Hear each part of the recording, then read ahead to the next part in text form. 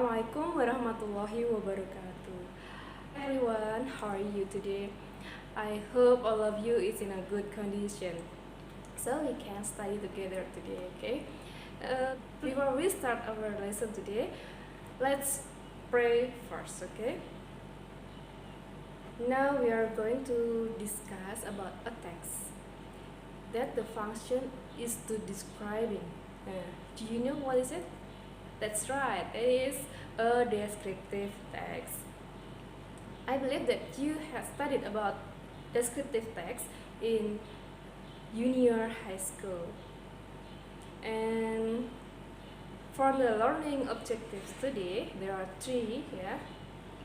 First, to identify the definition of descriptive text, and then on the social function, and then the generic structure of descriptive text, and the third is language features. Now let's start the lesson today. You can see the PowerPoint here. Oke, this is our first competence atau kompetensi dasar kita ya, bisa dibaca ini ya. Membedakan fungsi sosial, struktur teks dan unsur kebahasaan beberapa teks deskriptif. Ya, tadi yang akan kita bahas adalah mengenai teks deskriptif.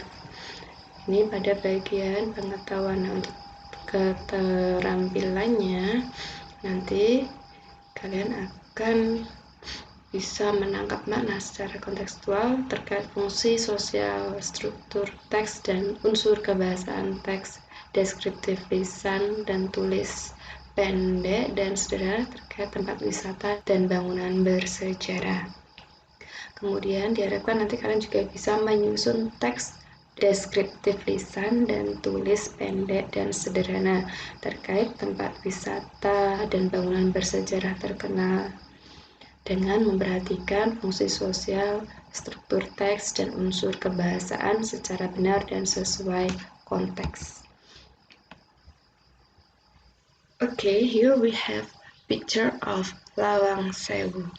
Have you been there? Sudah pernah ke sana sebelumnya? Ini ya, ini tampak depan dari area Tugu Muda. Ini juga bagian depannya dari dekat. Kemudian ini adalah Lawang Sewu bagian dalamnya. Bisa dilihat di sini dari struktur bangunannya ya, terlihat berbeda dengan yang ada di lingkungan kita. Bisa diperhatikan ada sebuah teks mengenai Lawang Sewu. Di sini dibagi menjadi dua bagian ya. Ada identification dan description. Oke, untuk yang pertama Lawang Sewu yang merupakan identification, itu adalah yang paragraf pertama ini yang menjelaskan tentang lokasinya Lawang Sewu. Ada yang tahu di mana lokasinya? Oke, ini Lawang Sewu itu di area Tugu Muda, sekitar 20 menit dari Bandara Ahmad Yani dan kemudian 15 menit dari stasiun Tawang atau stasiun Poncol. Kemudian kita lanjut ke paragraf berikutnya. Paragraf berikutnya di bagian ini disebut dengan description. Ya, jadi teks deskriptif itu terdiri dari identification dan description. Identification tadi tentang lokasinya, kalau ini adalah mengenai tempat, kemudian bangunan. Nah, kalau untuk yang deskripsinya ini menggambarkan secara detail tentang Lawang Sewu. Di paragraf kedua ini dijelaskan bahwa Lawang Sewu itu dari bahasa Jawa. Nah, kemudian di paragraf ketiga, Lawang Sewu itu terkenal karena apa? Nah, ini tentang pintu dan juga jendelanya. Kemudian lanjut paragraf yang terakhir. Lawang Sewu itu juga dikenal sebagai famous landmark in the region of Semarang, yaitu sebagai landmark ya dari kota Semarang. Now you see that there are so many pictures. It is Jolong. Do you know where is it? Jolong ya, perbatasan Pati dan Kudus. Kemudian ini adalah Loroten Semar. Ini orang Kayan pasti tahu ya, Loroten Semar. And this one is Monas, ya, Monas. And this is a picture of cute cat, ya, cute. Dia pakai kacamata, juga pakai baju. Kemudian ini ada gambar Gua Pancur. Nah, ini juga tempat wisata yang ada di daerah Kayen, sama ya. Ini Gua Pancur dan ini Lauretan Semar. Ini beda tempat tapi masih dalam satu kecamatan, Kayen, Kabupaten Pati. Oke, kemudian ini ada seorang cowok. Who is he? Do you know who is he? He is an actor from Korea. His name is Ji Jang-wook. Okay. If we talk about them, ya, kita membicarakan mereka dengan menggambarkan mereka dalam kalimat, nanti kita bisa membuatnya menjadi sebuah teks deskriptif. Definisi dari teks deskriptif itu adalah to describe a particular, describe a particular person, place, or thing. Menurut Garrett dan Wignall.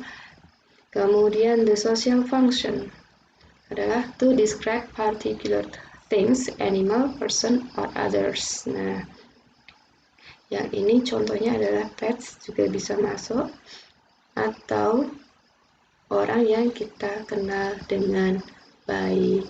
Next, the generic structure. We have identification and description.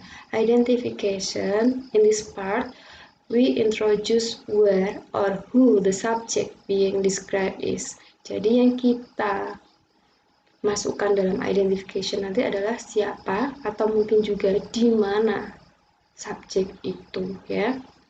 Maksudnya siapa orangnya, kemudian kalau bangunan berarti tentang di mana. And then the description. This part shows the detailed description of the subject. Pada bagian description ini menjelaskan secara detail tentang subjeknya. It may be include the information about the appearance or qualities of the subject, such as shapes, materials, size, location. And then about the language features. We focus on specific participants, the use of simple present tense, the third, the use of adjectives, 4. The use of noun phrases. The 5th, the use of degree of comparison. Yes, now let's resume what we have studied today. Okay, the first about the definition of descriptive text. Do you remember? Okay, the definition of descriptive text is to describing, ya, untuk menggambarkan. Apa yang digambarkan? Definition of descriptive text is a text that to describe a place, person, animal, or thing in detail. Okay, and then how about the generic structure? There are two, ya, ada dua. Apa saja, masih ingat? Yang pertama, first we have identification, and then the second is description. Nah, tugas kalian nanti ya ini adalah untuk menjabarkan yang seperti apakah yang namanya identification, kemudian yang seperti apa description, ya. Okay, and the last thing you have to do is to write a descriptive text about a place, ya, tentang sebuah tempat pariwisata yang ada di daerah kalian. At least 2 paragraphs, ya, paling tidak harus ada 2 paragraf yang mana di dalamnya mengandung satu identification, mana yang disebut dengan identification, dan yang kedua mana yang disebut dengan description. Okay, that's all for today. If you have any questions, you can call me or chat me in Google Classroom or maybe by WA.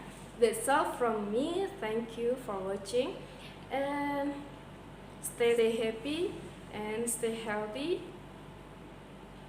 And wassalamualaikum warahmatullahi wabarakatuh. See you.